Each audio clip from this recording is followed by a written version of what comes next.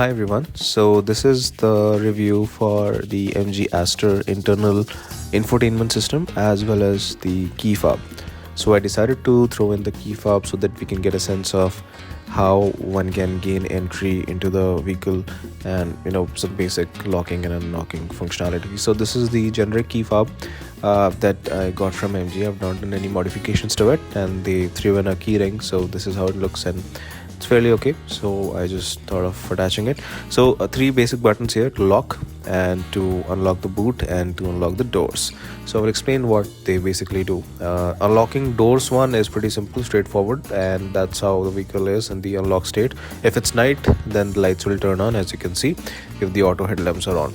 And then I'm locking it back again using the topmost button.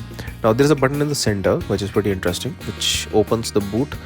Some of us might already be familiar what it does, but just for the unaware, if you press it, nothing happens. Basically, you have to keep it pressed, and when you keep it pressed, the boot automatically triggers an unlock. So the boot unlocks, then you of course have to lift it up and open it up. Now this is good for in situations wherein you are away from the vehicle and somebody else wants to gain entry and you have the key, so you can do it for them.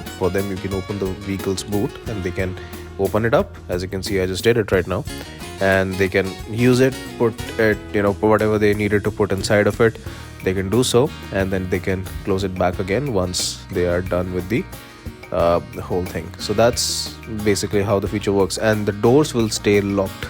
Only the boot will unlock. I will try to do that again, and I will show how this happens. There's a very faint thud sound, which means that the boot is now unlocked, and one can just open it now and close it. Another feature is that if you have the key with you, what happens is that when you come near to the boot, it automatically unlocks as well. So you can open it up, you can just lift it. That's a good feature to have as well.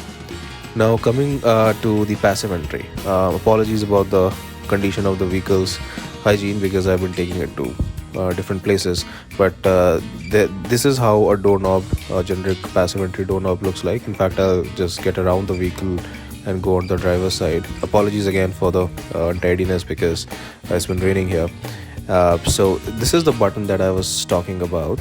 Basically what means is that if you have the key on you, if you have the smart key fob on you, and you approach the vehicle and you press this button on the door handle, it will unlock the vehicle and you can gain entry and you can start it.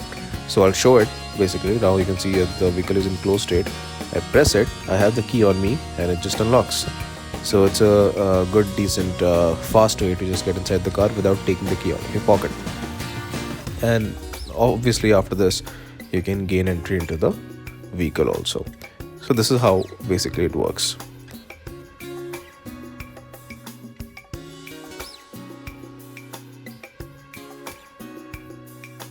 So here is the infotainment system, and there are a lot of settings here, so I will try to go through all of them a little quickly.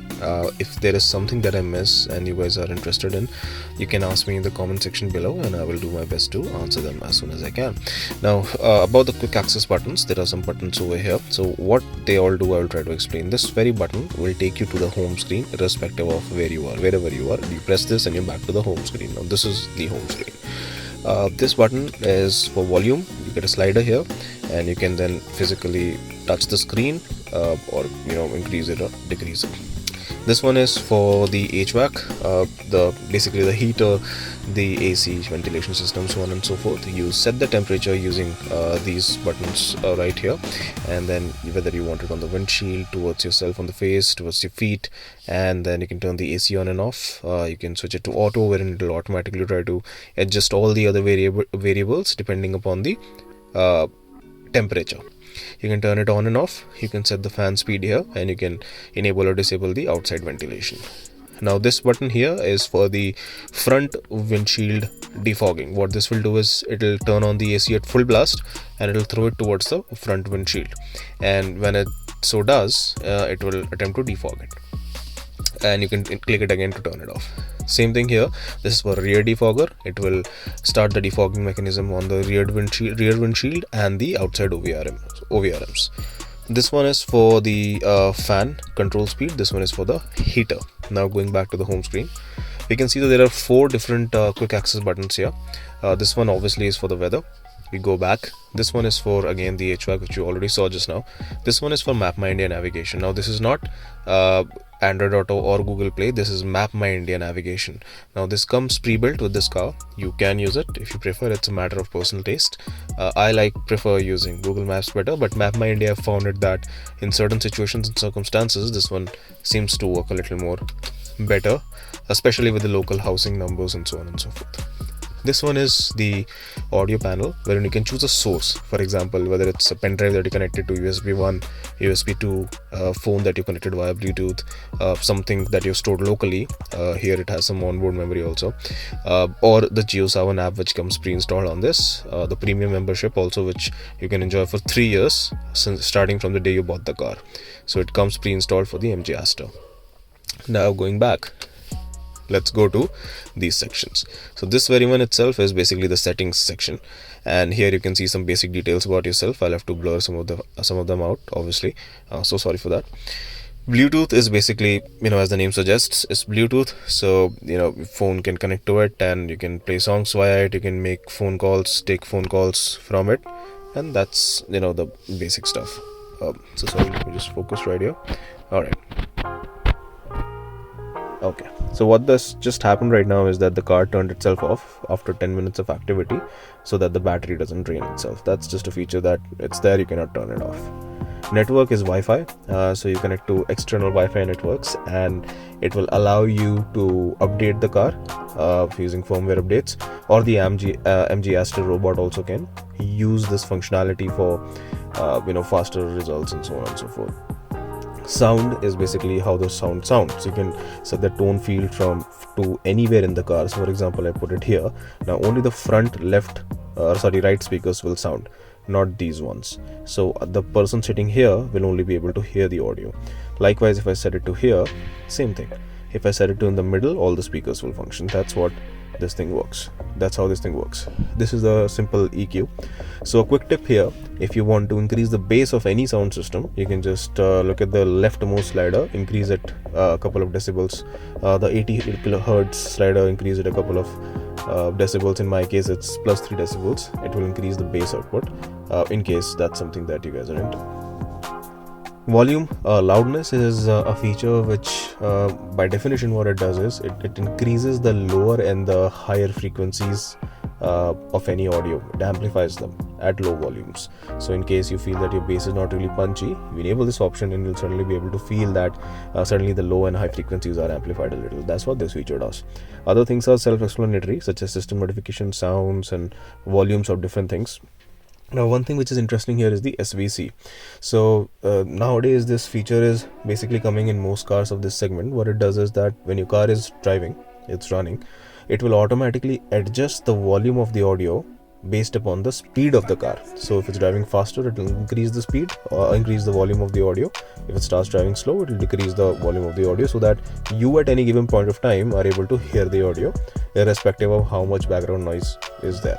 So you can set the intensity of it here, and it's an interesting feature to have. Lock screen wallpaper, you can set any wallpaper in the lock screen. If you have one, then you can use that. Display, I've set it to auto, so the infotainment system's display is based upon the current ambient lighting, it will set itself automatically.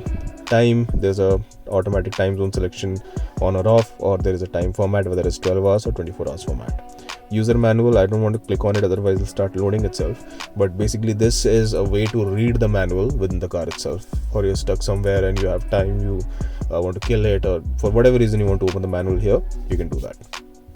USB storage, if you've attached something, then you can work with it using this particular setting. Factory reset, you can reset the vehicle. Update, if there is a firmware update, you can basically update the car. I don't think so there is an update right now, so I will just go back because I've already tried it. Now here is just some basic information about the iSmart version and so on and so forth. Alright. Now Apple CarPlay and Android Auto I will explain later. Going to JioSaavn, this is again the JioSaavn app which comes pre-installed. I don't use it personally. I intend to use Spotify, but then again it's there in case somebody ever wants to use it. Shortpedia is a news application wherein it just reads news to you, and that's about it. So it's loading, it takes a while to load and works on the internet. So there's that. Now in more, you see a theme store wherein you can set a theme. There are 3 themes which come pre-installed. I think 2 come pre-installed, and 1 you have to download from a theme store via internet. But that's about it. Vehicle settings. Yeah, this is the follow me home feature wherein you get out of the car and the headlamps stay on. You get inside and you unlock a car, the headlamps automatically turn on. So this is a feature wherein it allows you to have a pathway in front of you whenever you get in and out of a vehicle. If you want to know more about it, there are some decent articles in terms of how it works. Find My Car is a feature. If you enable it, if you have the key fob, this key fob right here, and your car is in a locked position, and you press the lock key again while the car is in a locked position, it will honk and flash the lights. That's what Find My Car feature does. So there's that. Tire is for the TPMS module. It basically shows the details of the tires. EPS is the steering sensitivity. There are 3 different ones. This is the lightest, less light, the least lightest. There are very less differences between all 3, amongst all 3, I'm sorry, but this one is the lightest, and I found that this one is the most suitable in city conditions. Forward collision warning. Okay, forward collision warning basically will brake automatically if something comes in front of it. That's what all these settings basically mean. Rear drive assist, a couple of things here. All these settings essentially allow you to enable a couple of features. First and foremost, when you reverse, if somebody is going from the back, it will alert. Somebody is coming from the side, it will alert. If you're changing a lane, it will alert. If somebody is trying to come from that lane, if you try to change a lane and somebody is there in the blind spot, the rear view mirrors, the OVRMs, will light up. There's a small icon which lights up, so showing that there is somebody in the blind spot, which you cannot see but the car can see. That's what all these features mean. Lane assist system is quite interesting, and this is the first in segment for this particular vehicle in India. Lane departure warning will give you a warning whenever you're trying to get out of a lane. Lane departure prevention will try to prevent you from getting out of a lane by bringing you back into the lane. Lane keep assist will make sure that you're in the lane, and it will try to turn the steering a little also, so that it assists you so that you're in the lane. Speed assist system basically will for example, you're driving on the highway and you get a speed board right somewhere. It will capture that. If you set it to intelligent mode, it will capture that and it will show you on the HUD, and you can then start to drive accordingly. That's what this thing does, and it's pretty interesting the way it works also. Alright, going to iCall. So this is a very interesting thing. You press this button, immediately you will get a call back from the MG call center within seconds. Now any query that you might have regarding my vehicle is broke, I need to tow it somewhere, I need to find a hotel, I don't know how this thing works or that thing works, they are there to assist you. And I personally tested this feature. It works flawlessly. So far it has been working flawlessly for me every single time that I've tried to test it. BT phone, again, as the name suggests, you can pair your phone with it and the contacts will get synced. You can take or make phone calls with it. Astor, settings for the Astor robot, wherein you can configure what kind of messages and greetings does it say. Like when it turns on, when the car turns on, it can say hello. When it turns off, it can say goodbye, basic things. You can send some point of interest and travel plan from your iSmart app to the car, and they will show up here. So there is if you guys are interested, I can make another video on the iSmart app itself, which is going to be a long video, which will detail in terms of how those functionalities basically work. And if you guys are interested, please let me know in the comment section below, and I will try to make a video on that. And this is how all this system works, and how most of the car's features you can control using the iSmart app itself.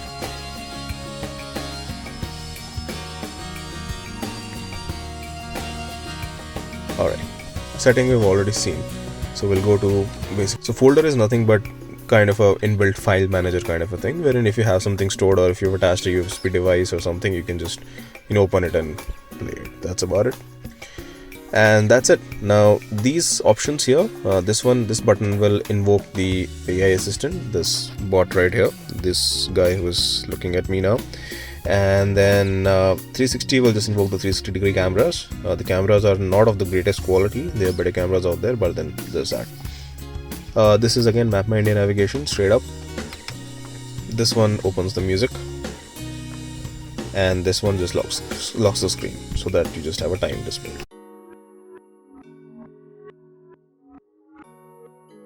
Now coming to the steering wheel and the HUD controls. So for this I'll have to basically turn the car on, so please bear with me. Yep. Alright, so that's how it turns on. And there's a lot here, but I'll try to go through them, all of them very quickly. Here are the volume buttons, of course. Rewind, fast forward, next track, mute, pick up the call, change the source of the audio. I can't do it. This was the assistant for some reason,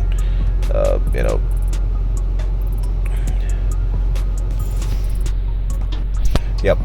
So that's and here's the horn, of course. This is for the